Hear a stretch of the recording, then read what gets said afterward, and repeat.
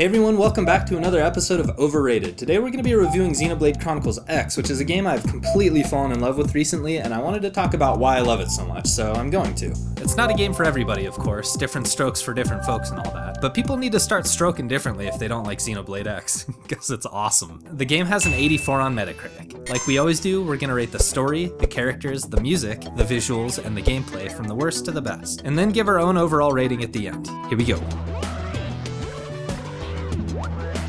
In last place is the story. A small number of humans escape from Earth right before it's destroyed, and they crash land on a new planet. They face extinction at the hands of an unknown world and a hostile alien race. The goal of the game is to find these structures called life holds before the aliens take them out, because they very literally hold the key to human survival. But you get the feeling that there's a lot more than just the story that the developers want you to think about. Xenoblade X digs its fingers into the lives of everyone with little stories about love, religion, racial tension, all kinds of other compelling stuff, and weave it all deftly into the bigger tapestry of humanity's looming extinction. So this is how I look at it. The actual plot of the game is the establishment of humanity on a new planet, while beating the aliens to the lifehold is really just another item on a long list of missions that you need to accomplish to make that happen. It's kind of like the main story of the game is actually really only just the main mission of the actual story of the game, if that makes sense. That's not to say that it couldn't have been better though. It really feels like all you get is the scaffolding of a story, and all the little details and information that would help tie it all together are left out. Chunks of exposition are pushed out in stiff dialogue that feels kind of unnatural. And some of the decisions made by the characters made me roll my eyes so hard they were doing like full 360s inside of my head.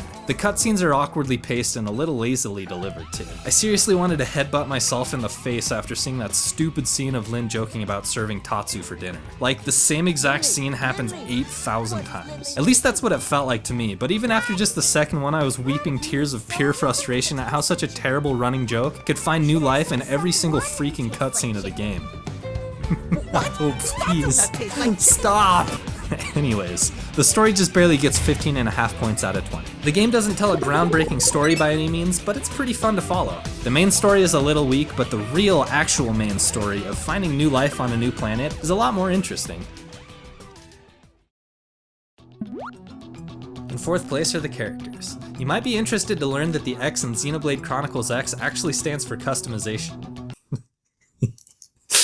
That's such a stupid joke.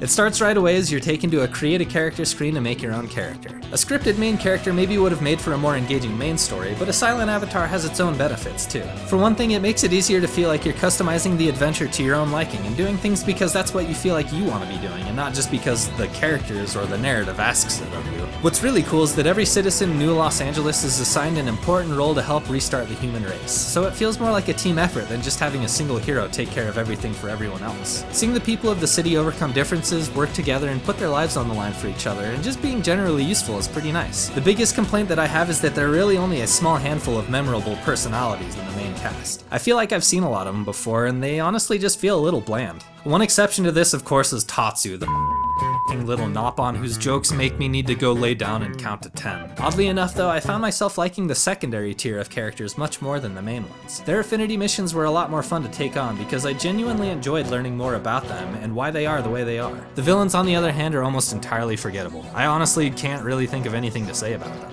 Overall, the characters get 16 points out of 20, because even if the central cast lacks a little bit of presence, I just really like the fact that every single character in the game, whether they were part of the main crew or just an NPC in the city, felt important to survival. It made everyone feel at least a little bit interesting and likable.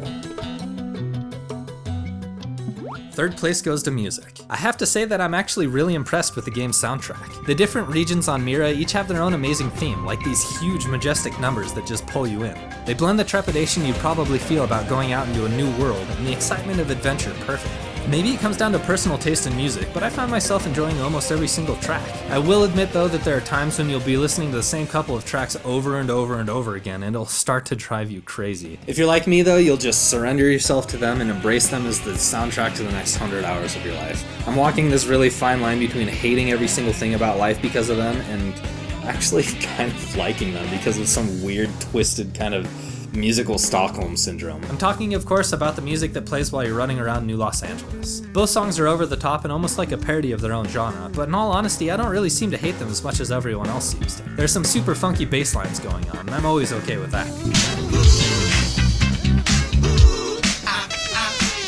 Always okay with funk. Like the rest of the soundtrack, they have a kind of unrelenting positive and adventurous energy that inspires exploring and discovering new sights on a new planet.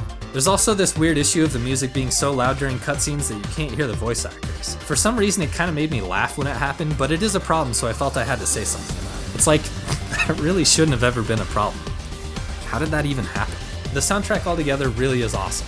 It's too bad that the weakest songs are used in the most prominent location of the game, but the rest of it really is powerful. All in all, the music gets 18 points, and I'm really close to bumping that up to 18.5. I just feel like the music was a tiny bit misused in some places. Listening to the OST by itself is incredible, and I wish some of the songs really had the opportunity to show themselves off all the way. There really are some amazing tracks in this game.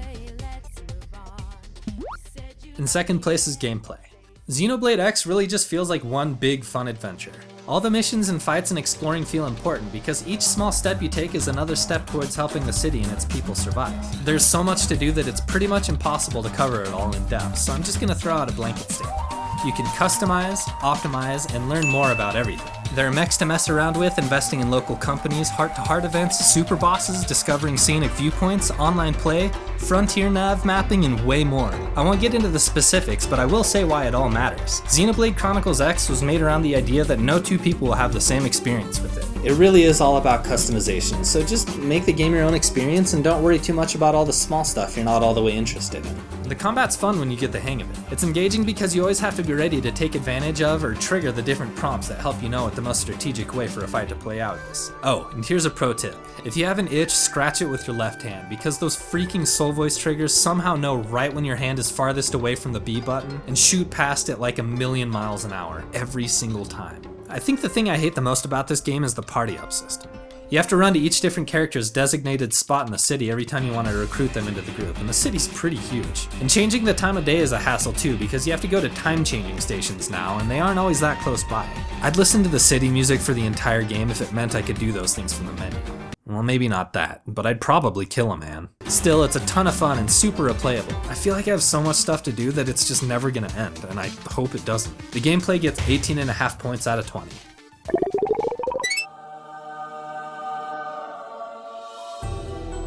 Monolith Soft's countermeasure for not having the greatest hardware to work with was to blow everything up to a monolithic size instead of focusing on minute detail. The scale of the game is constantly awe-inspiring, like everything is impossibly huge and beautiful. Wandering through alien landscapes feels surreal and is the most memorable experience I've had with a game in a long time. I can't believe how much fun I'm still having just like running around looking at stuff. It's the closest I've come to living out my childhood dream of exploring an alien planet. It's awesome. Just when you think you've seen everything, you find a new place that blows you away, and that happens again and again and again. When you think you've finally seen everything the game has to offer, tell yourself you haven't, so you can be right instead of wrong. And even though the character animations look a little clunky sometimes in cutscenes, their models look good enough. It was a good idea to go with a more cartoony approach than trying to make them look more realistic on a system that isn't really equipped to do that. The big issue is that character and enemy models have trouble appearing fast enough, and sometimes pop in right as you're running over the top of them. I've had like 8 heart attacks from when like a level 1000 monster shows up right as I'm running in front of it. The visuals get 19.5 points out of 20. I mean, as much as I want to say that they're perfect, they're not. I just can't say enough about how much I love the way this game looks. It's so beautiful and it is so fun to explore, and I want to stop doing this review so I can go back to doing it. Xenoblade Chronicles X is a game with a lot to love, so even if you're just a little bit interested in this kind of game, I think you'd really like it. It's one of the funnest titles I've played in a really long time. My personal score for the game is closer to like a billion out of 100, but our more objective score of 87.5 is just a tiny bit more than 3 points higher than the 84 that Metacritic gives it. So we have to say that Xenoblade Chronicles X is underrated. Hey, thanks for watching. Tell us how you'd rank the different parts of the game or the game overall. We'd really like to know. And here's some other videos we've done. You might like them. And as always, feel free to suggest other games you think we should do in the future. See you next time.